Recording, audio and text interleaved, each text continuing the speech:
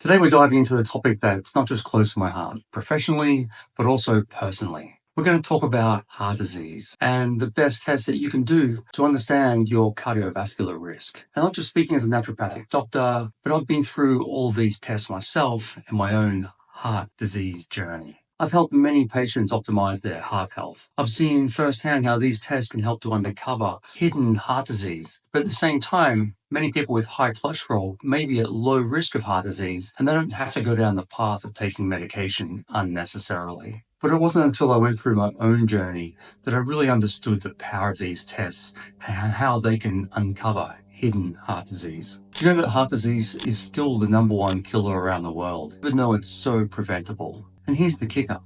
About half the people who have a heart attack have normal cholesterol levels. So while cholesterol is definitely associated with heart disease, it's not the only factor. There's a lot more things that we have to look at to really understand our cardiovascular risk. And that's where comprehensive cardiovascular testing comes into it. By the end of this video, you'll have a deeper understanding of the tests that you need to do, not just the standard cholesterol tests. You'll learn about cutting-edge tests that could literally save your life. We'll explore things like ApoB and LDL particle number, and CT angiograms, which are the more advanced scans that you can do. Plus, I'll share some of the shocking results that I had when I had some of these tests done that really changed the way that I treated my own heart health. So if you truly want to understand your own cardiovascular risk and potentially add years to your life, let me show you the tests that you need to do. But before we jump into these tests, let's address the elephant in the room, the great cholesterol debate.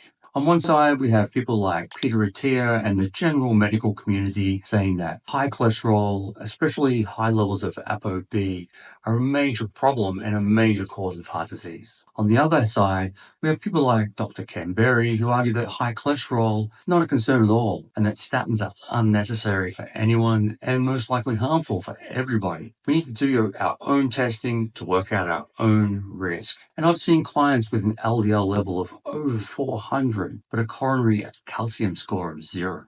That means they have super high cholesterol, but no atherosclerosis. They're not at risk of a heart disease in the next 5 to 10 years. But I've seen the other side of the story where people have normal cholesterol, but they have a heart attack. So it's not just about cholesterol, but we can't ignore cholesterol. I'll talk more about this cholesterol debate later and how you can really answer the question for yourself and whether you need to take action to prevent a heart attack. In this video here, Peter Attia discusses the first symptom that people often get when they have a heart attack, and it's probably not what you think. We had a pathology lecture where the professor stands up there and he says, what is the most common presentation of a heart attack?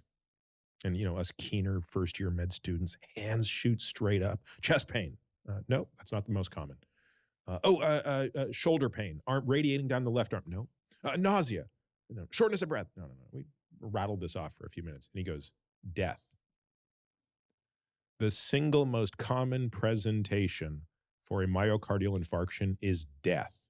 Was that a shock to you? Let me know in the comments below. So I agree that you can't just do the standard cholesterol tests like total cholesterol, HDL, LDL, and triglycerides. I think they're important, but they don't tell the full story. And there are more advanced markers out there, especially ApoB, lipoprotein A, homocysteine, and even high-sensitive C-reactive protein that can give you a better understanding of your cardiovascular risk. We won't focus on the basic tests today because most people have probably already had them done. If not, you should. And also do these more advanced markers if you want to know your cardiovascular risk. Some of the cholesterol skeptics will argue that you have to assess metabolic function by checking blood glucose, insulin, A1C levels. And while this is true, I've seen people with normal levels, normal cholesterol, and they still have heart attacks. So it's not just the metabolic dysfunction, it's not just about the cholesterol. There can be other factors as well. So let's talk about ApoB. Apolipoprotein B is a protein that's found on all of the atherogenic particles. That means that all of the particles that can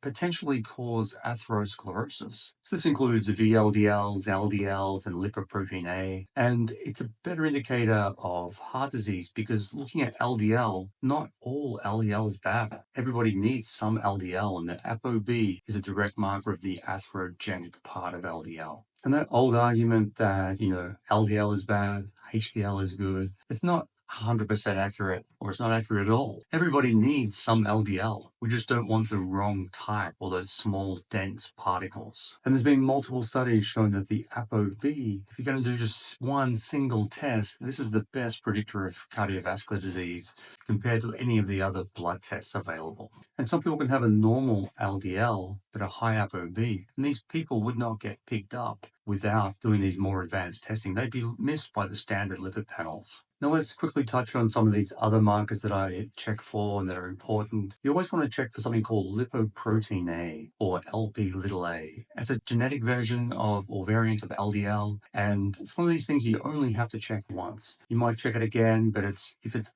elevated the first time, it's probably always going to be elevated. If it's low the first time you check, it's probably always going to be low. It's one of those things that is not influenced by poor diet, lifestyle. It's a genetic marker. And just because it's elevated doesn't mean you're going to have a heart attack. Your odds of getting a heart attack are higher. Your odds of having heart disease at an earlier age are higher. And the best thing you can do is to try and optimize all of the other markers. Homocysteine is an amino acid that, when elevated, can increase the damage in the arterial wall, create inflammation. And it's influenced by genetics, especially genes like the MTHFR gene, and it can be reduced by simple B vitamins like B2, B6, folate, or B12. When I first tested my homocysteine levels, they were very elevated. And I think this is one of the driving forces, this hidden inflammation that I had for a long time that was one of the causes of my own heart disease. Another marker to check is high sensitive C-reactive protein. This is another inflammation marker, and it's not just high cholesterol as the problem, but it's high cholesterol combined with inflammation that can lead to this atherosclerotic damage. So here are the results from this client I had. They were in Australia, so their cholesterol was 11.4, which equates to 440 US measurements, 9.6, which equates to 371 LDL. And their HDL was on the lower side. Their triglycerides were okay, but their ApoB was 256. They also had an elevated lipoprotein A. So when you look at all these markers, you think this person must have heart disease. So I sent them off to get a calcium score test, and they came back with 0. This was a nearly 60-year-old lady with great diet, great lifestyle, but just genetically high cholesterol, but with very low inflammation markers and no heart disease at that stage. So for her, going on aggressive statin treatment wasn't the answer. She just needed to continue to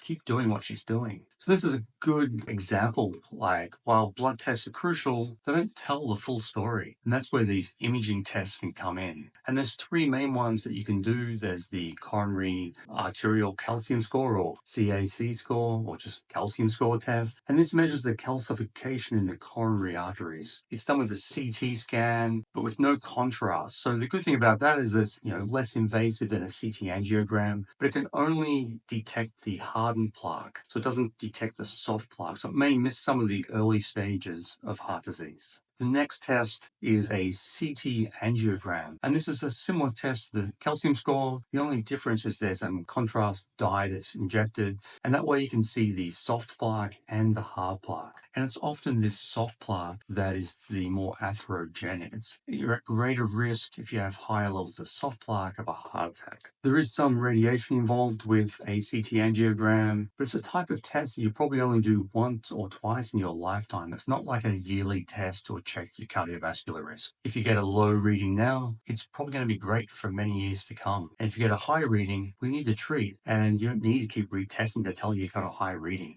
The other test that we're going to discuss is a carotid intima media thickness test, or CIMT test. So this is a ultrasound of the carotid, and it's less invasive, there's no radiation, and it can detect the arterial thickening. It's a great test, but it may not pick up the early heart disease. And some people can have heart disease, but it may not be showing up in the carotid. But the research shows that it's a pretty solid test. If you have a bad score on the CIMT, you most likely have atherosclerosis. Genetic factors can also play a role in heart disease. So if you've got a family history of heart disease, you may want to be more proactive in doing these tests and not just focusing on your cholesterol numbers. There are also some key genes to consider, including ApoE. And if you've got the ApoE 4 especially, that influences the way the body processes cholesterol and increase your heart disease risk. There's other genes like PSK9 and LP(a) that will just increase your cardiovascular risk if you have these genes. Companies like Self-Decode can provide genetic testing so you can finding out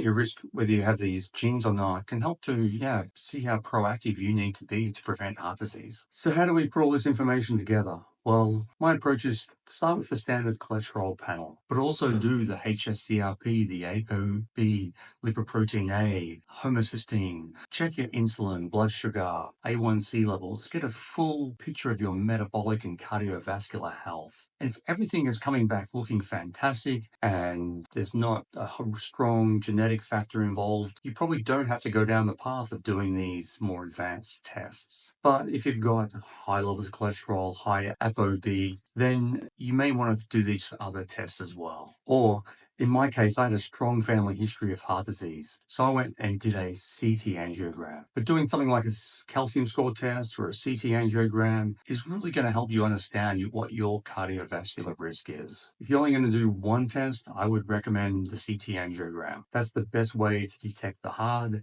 and the soft plaque. Sometimes doctors will want you to do something like an exercise stress test. That's where you're hooked up to like an echocardiogram and you're on a treadmill and they measure the electrical activity of the heart as the body is getting more stress as they increase the exercise. But some people, and I was one of these people who are very fit and healthy, they can pass an exercise stress test, yet they can still have atherosclerosis. Personally, I did the CT angiogram test, and because of the result, the cardiologist wanted to do a stress test. And to their surprise, I passed that test. And she even said to me, unless you'd gone and done this CT angiogram yourself, not even did it privately, we would never know you have heart disease based on all the other tests we've done. For years, I had high cholesterol. Even though I ate well, exercised a lot, I had perfect blood sugar levels, with a family history of heart disease, and after listening to many Dr. Peter Attia podcasts on the risks of, family history and that the only way to really know is to do a CT angiogram, that's what I decided to do. And I thought the results may not be perfect, but I was shocked with the results I had. They were showing like high levels of atherosclerosis. And I'll go through my results in more detail in another video, and what I've done to reduce my risk of heart disease. But it's sort of a wake-up call that you can't just look at the results of blood tests and things like that if you're at high risk. You've really got to get a scan to find out exactly where you are right now. So let's circle back to the cholesterol skeptics and the people that say that cholesterol doesn't matter. Well, in some cases it doesn't, and in some cases it does. And while it's true that some people can have high LDL and have perfectly healthy, but there are population studies out there showing that high levels of ApoB are definitely associated with heart disease. And the only really way to know is to do these series of tests. And if you're at higher risk in the first lot of blood tests, go and do the scans. If you have a family history of heart disease, don't just ignore your high cholesterol, do the scans. And that's the only really way to know what your risk is in the next 5 to 10 years. So knowledge is power. You can ignore the results and keep living your life. But as mentioned earlier, for many people, the first sign of a heart attack is death. And if you can prevent that, and we always want to, prevent that and live not just a long life, but a healthy life.